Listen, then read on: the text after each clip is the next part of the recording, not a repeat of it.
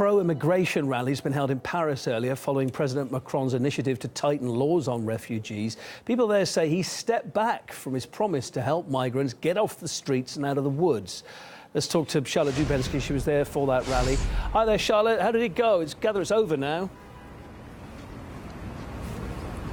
Yes, it is over, and there were many hundreds of people who turned out for that rally. It's seen that this new immigration law that was presented to France's cabinet this morning could be one of the biggest hurdles that President Macron has faced in his presidency so far here in France. Well, what's in the new proposed law? Let's take a look at some of the measures. Now, they include doubling the time that that migrants could be held in detention from 45 to 90 days, jailing for up to 1 year migrants who illegally cross into France, and also shortening the time that they have to apply for asylum. And that has angered many people. Many people were on strike and took part in a rally on Wednesday morning to let President Macron know how unhappy they are about this new proposed law, which they say will reduce the rights of migrants and asylum seekers here in France, when they say the French state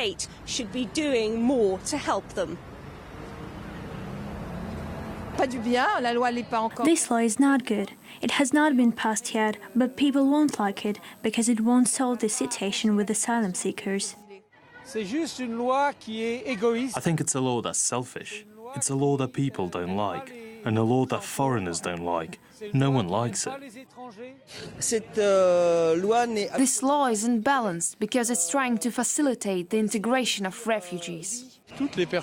For all the people who are trying to prepare their documents, it will become more and more difficult to be treated equally as refugees in France. Of course, national security is important, and we're not saying anything against that. And of course, certain profiles of asylum seekers could potentially represent a risk in France. But it's a very small minority, a very, very small proportion. And I think that French law already has many ways of tackling these issues. And I don't think that reducing rights of asylum seekers as a whole is a better way of protecting national security by undermining fundamental rights of all the other asylum seekers.